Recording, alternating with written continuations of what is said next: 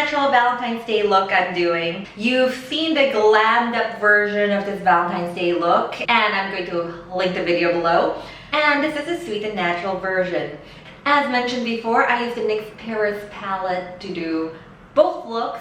The whole point of it is to show that you don't need a large stash of makeup to do various looks. You can use the same palette for a glammed up and as well as a sweet and natural look.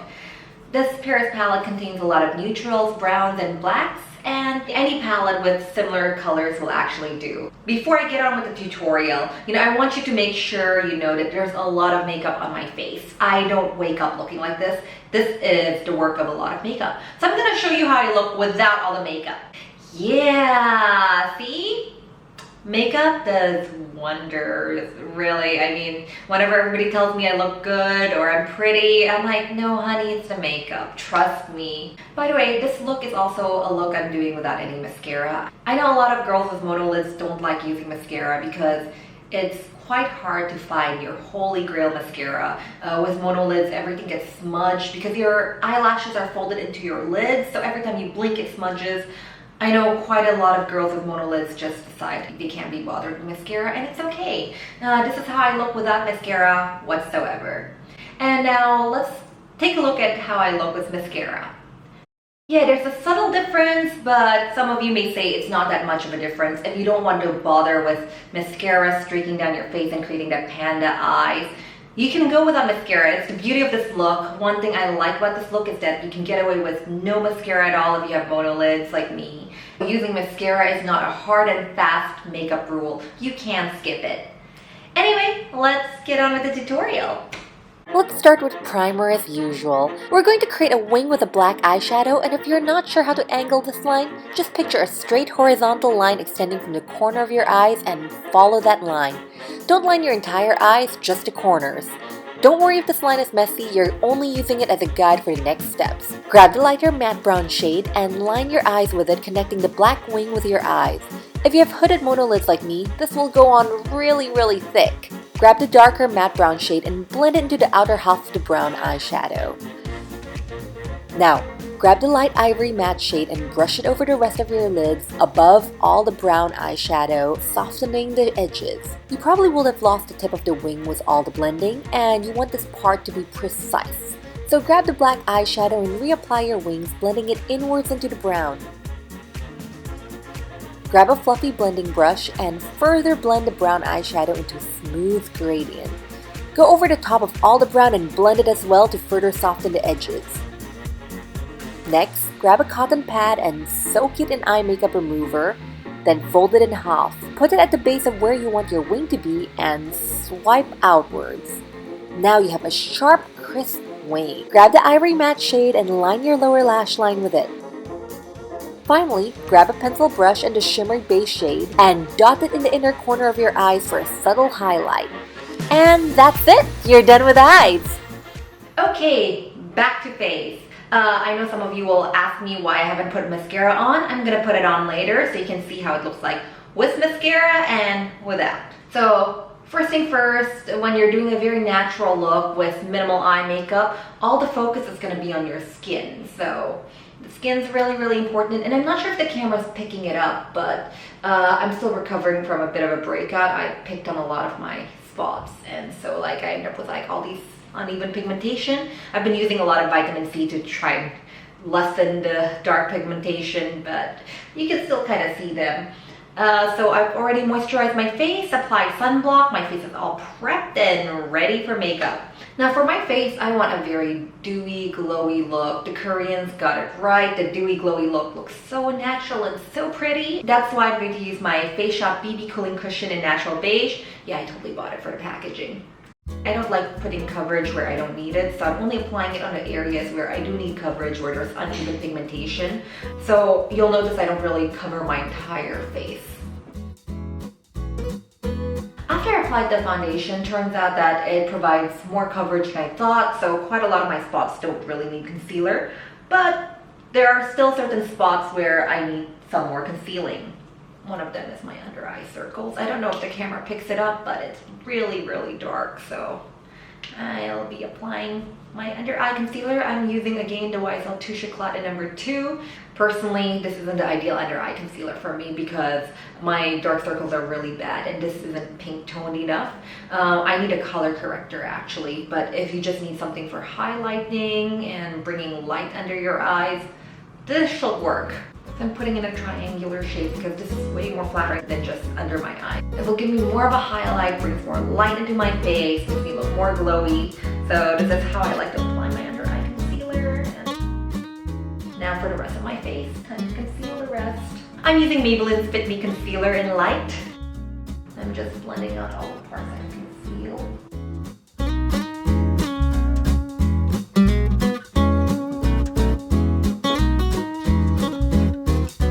Okay, so now I'm done with concealer. Pretty much the skin is done.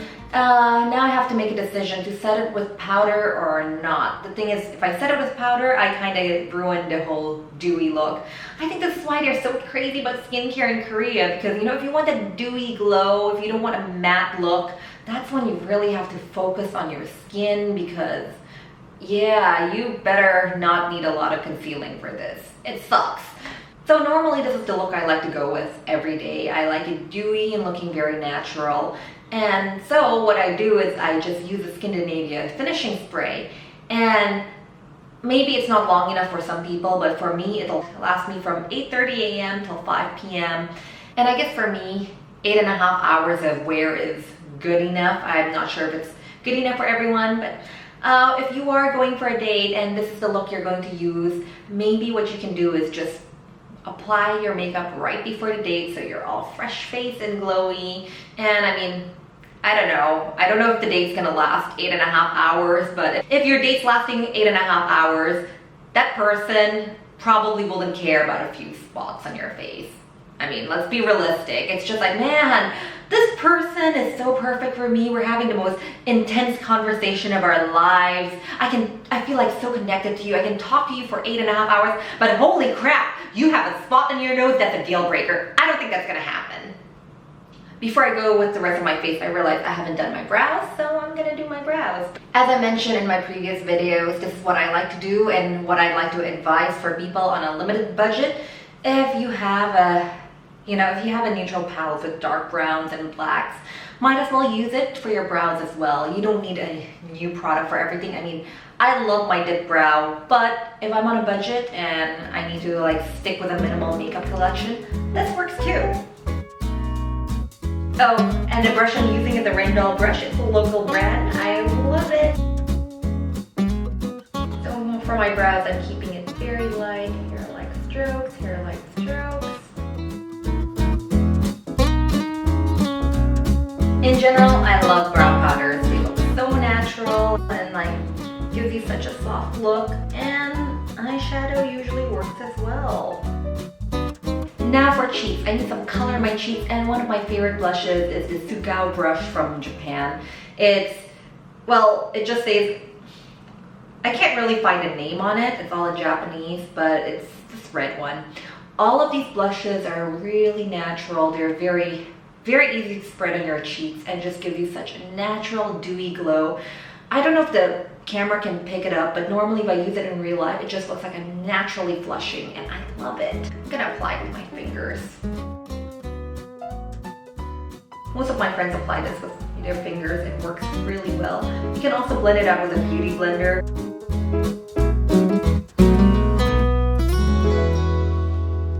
So after applying it with my fingers, I'm going to blend it out a bit with my beauty blender.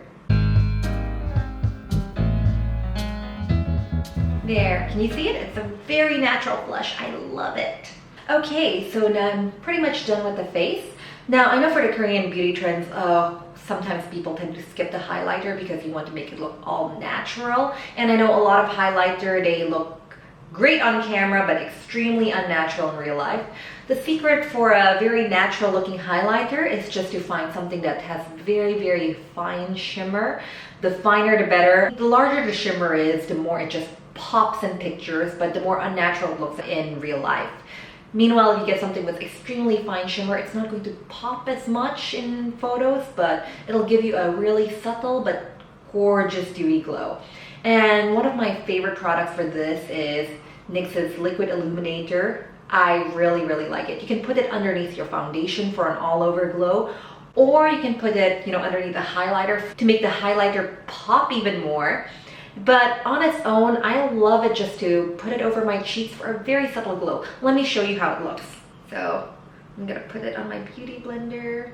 I put a bit too much, so I'm evening it out on my hand just to make sure it's not going to put too much highlighter in. And there we have it. Really dewy and glowy, looks extremely natural, but I look way better than the before. Now, all I have left is lips, and for my lips, I'm going to use my favorite My Lips But Better nude shade. It's Fyrinnae's Masala. It's my favorite. I used to use it daily before I went crazy hoarding lipsticks. You can tell from the completely wiped out label that I use it frequently. It's always in my bag, even until now. I hoard lipstick like crazy, but I always make sure this is always in my work bag, just in case I'm wearing blue lipsticks and suddenly I have a client meeting and I have to quickly switch to something natural.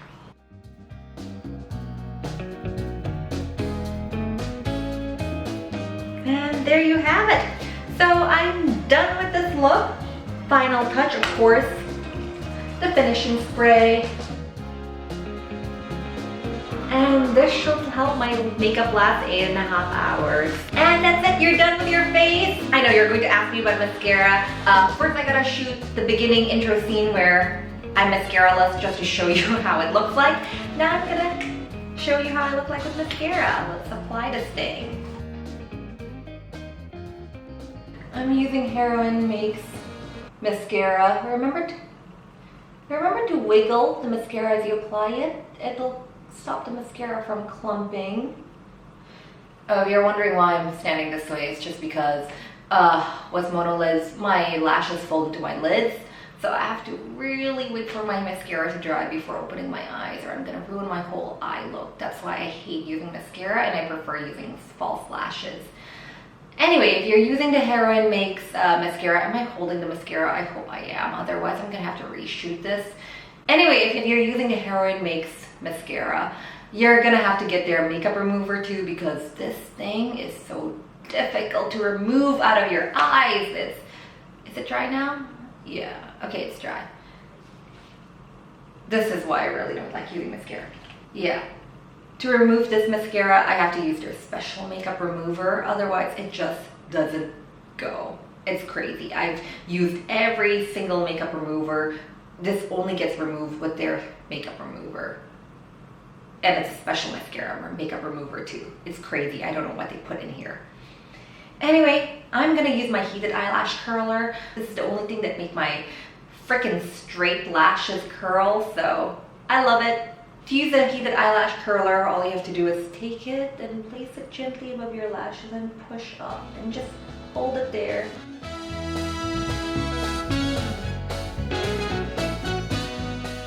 And that's it. Go enjoy this Valentine's Day, whether you're single or attached. And actually, I had way more fun celebrating Valentine's Day with my friends when I was single, because I do cheesy stuff for them, like write them sweet notes and buy them flowers.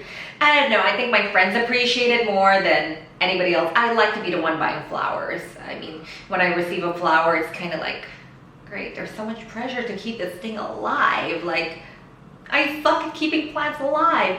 I mean, when I was in college, a guy gave me orchids for Valentine's Day. And of course, I killed them because I suck at maintaining flowers. And he was really, really hurt. He was like, "You killed our flower?" And I started laughing because I thought he was doing that imitation of, How to Lose a Guy in 10 Days, where the girl gets all upset about the love fern. So I thought he was just doing a spoof of that. I started laughing, and then I saw his face and realized he was totally serious, and he was really hurt. I killed his orchids, but I mean, giving somebody a live plant is just so much pressure. It's a plant, it's a living thing. Don't give me stuff. When did we agree to take care of a plant? It's so much pressure, really.